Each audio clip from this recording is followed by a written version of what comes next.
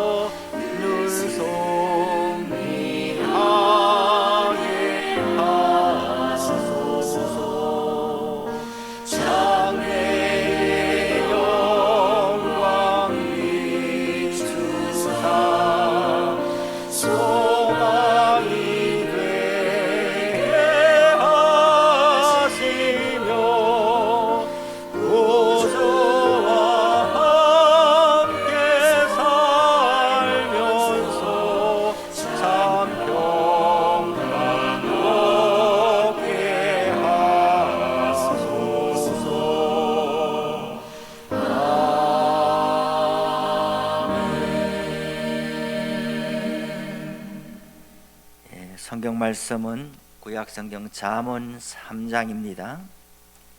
잠언 3장 1절에서 10절까지의 말씀을 봉독해 드리겠습니다.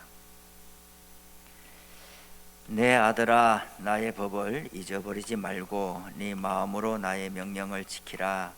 그리하면 그것이 네가 장수하여 많은 해를 누리게 하며 평강을 더하게 하리라.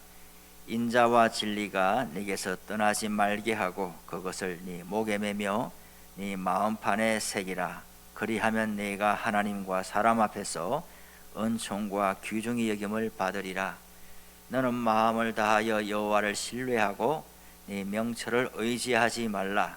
너는 범사의 그를 인정하라. 그리하면 네 길을 지도하시리라. 스스로 지혜롭게 여기지 말지어다. 여호와를 경외하며 악을 떠날지어다. 이것이 내 몸에 양약이 되어 내 골수를 윤택하게 하리라. 네 재물과 네 소산물의 처음 익은 열매로 여호와를 공경하라. 그리하면 내 창고가 가득히 차고 네 포도즙 틀에 새 포도즙이 넘치리라. 아멘.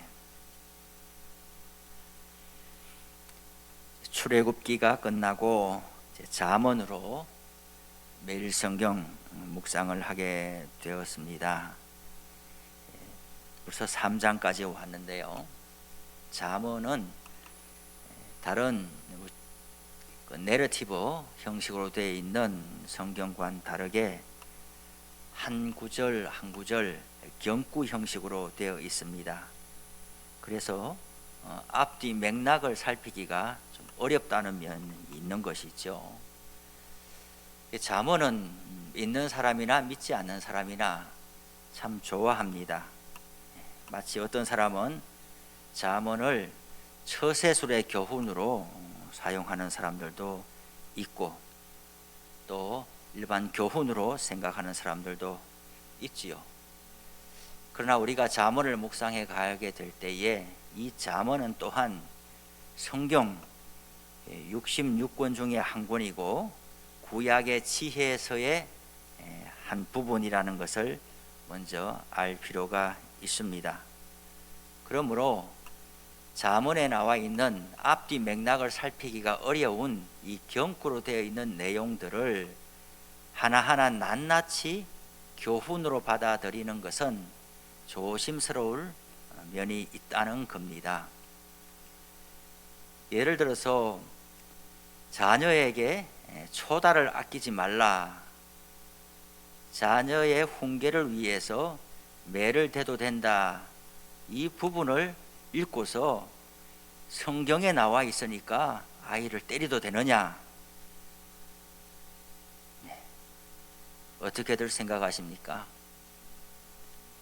이 한 구절만 볼 것이 아니라 전체적으로 부모와 자녀의 관계를 성경은 어떻게 이야기하고 있는가? 자녀가 부모에게 있어 어떤 존재인가? 신구약을 넘나들면서 같이 보면서 이 잠언서의 한 구절을 해석을 해야 된다는 것이지요. 그렇지 않으면은 아주 성경을 잘못 해석할 우려가 있다는 겁니다. 특히 잠언은 총 31장으로 되어 있는데 그 중에서 1장에서 9장이 크게 한 단락으로서 핵심이 된다고 할 수가 있습니다. 뒤에 10장부터 31장까지 나와 있는 다양한 인생의 면면에 대한 교훈들은 1장에서 9장에 비추어서 해석을 해야 합니다. 1장에서 9장의 큰 틀거리 속에 핵심되는 교훈은 무엇인가? 여호와를 경외하라는 것입니다. 자, 오늘 1절부터 10절의 내용에 보면 그와 같은 내용들이 계속 반복되어 있습니다. 내 아들아, 나의 법을 잊어버리지 말고 내 마음으로 나의 명령을 지키라. 내 아들아 하는 내용이 1절부터 10절까지입니다. 11절에서는 다시 내 아들아 이렇게 부르고 있죠. 이 크게 한 단락에서 지금 누가 누구를 말하고 있는 것입니까? 나는 누굽니까? 내 아들아, 나의 법을 지키라 라고. 나는 누굽니까? 나는 지혜지요. 지혜. 지혜가 마치 지혜는 사람이 아니죠. 인격체가 아닙니다. 그럼에도 불구하고 이 지혜가 사람인 것처럼 인격화하여서 말씀을 하고 있습니다. 지혜가 길거리에서 부른다. 지혜가 하나님의 백성을 향해서 내 아들이라고 말을 한다. 지혜가 뭡니까? 지혜의 근본, 구약에서 지혜의 근본은 여호와 하나님이시죠. 신약에 오면 참 지혜는 누구입니까? 예수님입니다.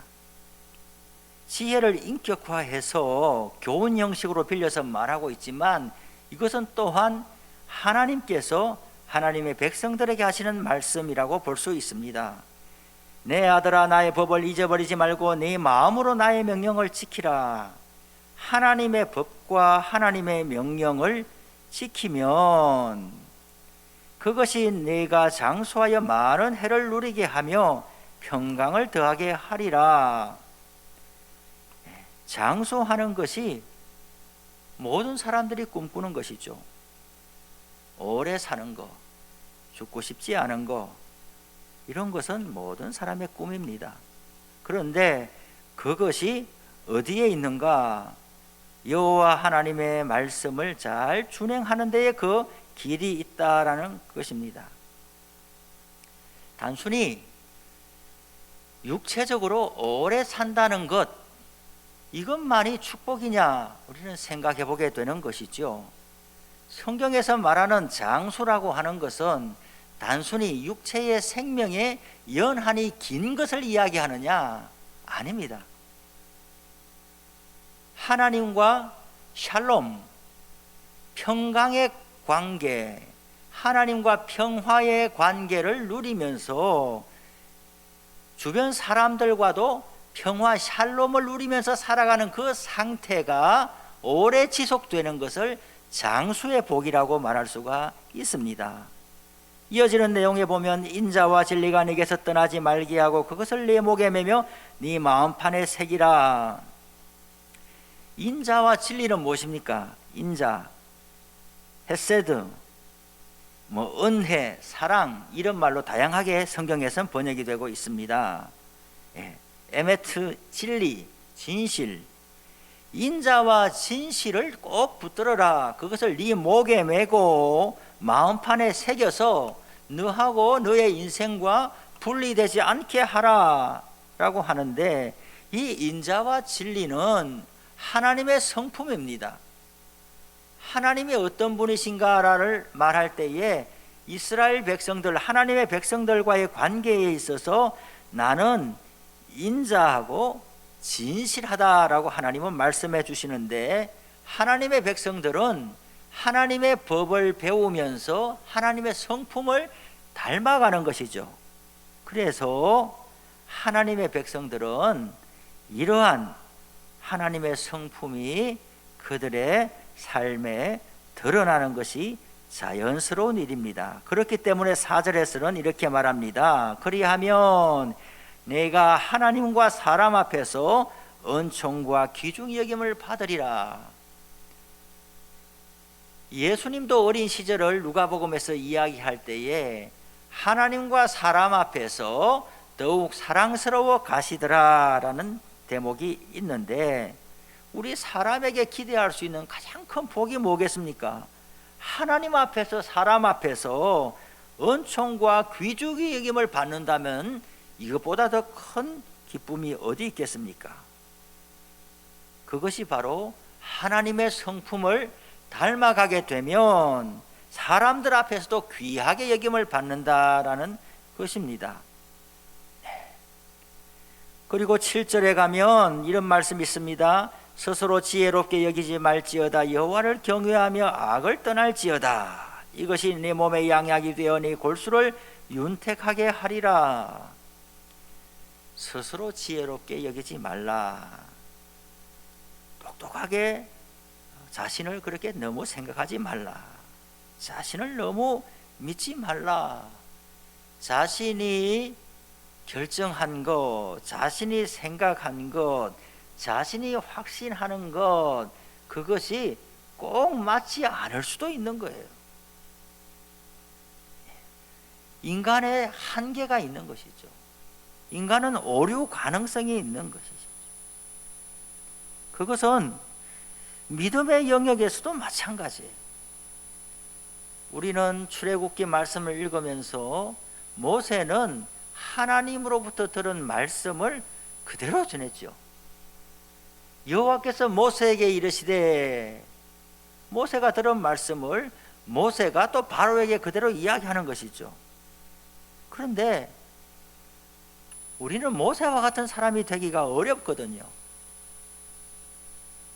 직접적으로 하나님께서 모세에게 말씀하시고 그것을 그대로 전달했는데, 지금은 그런 일이 거의 없고 성경 말씀의 해석을 통해서 이야기를 하는 것인데, 그 해석의 단계가 오류가 있을 수가 있는 것이죠.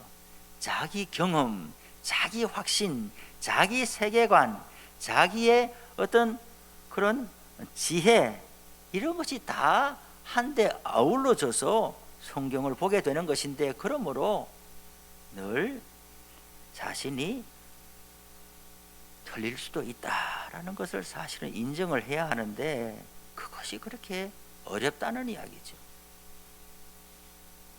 예, 내가 기도해 봤더니 맞아. 의심의 여지가 없죠. 그런데 살다 보면 정말 그렇게 확실한 것이 몇 개나 될까요? 이것이 하나님의 뜻이다라고 할 때 정말 오류의 가능성이 없이 100% 맞는다고 누가 확신할 수 있을까요? 오히려 확신보다는 신뢰라는 말이 더 맞다고 저는 생각합니다. 하나님을 신뢰하는 가운데 한 걸음 한 걸음 이것이 아니면 하나님께서 거두어 주십시오라는 마음으로 발걸음을 내딛고 그렇게 살아가는 것이 인생이 아닌가 싶지, 처음부터 가보지 않은 세상에 대해서 내일 일어나지 않은 일에 대해서 뭔가 결정을 할 때 이것이 틀림없는 하나님의 뜻이다 이렇게 해석하고 확신하는 것은 상당히 조심스럽다라고 볼 수가 있는 거예요. 그래서 스스로 지혜롭게 여기지 말아야 합니다. 여호와를 경외하면서 악을 떠나야 합니다. 그것이 네 몸의 양약이 되고 네 골수를 윤택하게 한다라는 거예요. 또 마지막에 9절 10절에 보면 네 재물과 네 소산물의 처음 익은 열매로 여호와를 공경하라. 그리하면 네 창고가 가득히 차고 네 포도즙 틀에서 새 포도즙이 넘치리라. 첫 열매로 여호와 공경하기를 배우는 거죠. 첫 열매. 이 첫 열매가 구약에서는 뭐 농사의 첫 열매, 물론 여기서 그것을 이야기하죠. 그러나 모든 것의 첫 열매, 11조도 그 첫 열매죠. 그리고 이스라엘 12지파가 있지만 사람이든 짐승이든 식물이든 모든 것의 첫 열매는 하나님께 바치라고 했는데 사람을 어떻게 하나님께 바칩니까? 다른 우상 이방 종교와 같이 인신제사를 드려야 합니까? 그것이 아닙니다. 그래서 구약의 이스라엘 12지파 중에서 레위인들을 하나님께서 첫 열매로 받으신 거예요. 레위인들은 다 구별되어서 성전에서 일을 하고 성막에서 봉사를 하는 것이죠. 그러면은 이스라엘 12지파 전부가 하나님의 백성이고 제사장 나라인데 모두가 일을 하지 않고 전부 수백만 명이 다 성전에만 모여 있으면 되겠나요? 안 되는 것이죠. 일상생활을 다 해야 하고 전쟁에도 나가야 하고 농사도 지어야 하고 생활을 하여야 하는데 그 민족 전체에 봤을 때에 하나님께서 첫 열매로 데려가신 것이 레위인이거든요. 그 레위인들은 열심히 성막에서 봉사할 때에 어떤 마음을 가지는가? 우리는 나머지 11지파의 대표성을 가지고 하나님 앞에 받침받은 사람들이라는 것이죠. 우리가 잘 하나님을 섬기고 봉사하고 하는 것이 나머지 11지파를 다 하나님 앞에서 충성되이 여김을 받게 하는 그런 사명을 맡은 것이다 라는 것이에요. 그리고 또한 속전이라는 것이 있습니다. 속전. 이제 출애굽하게 될 때에 출애굽기 30장에서 보면 하나님은 그렇게 이야기합니다.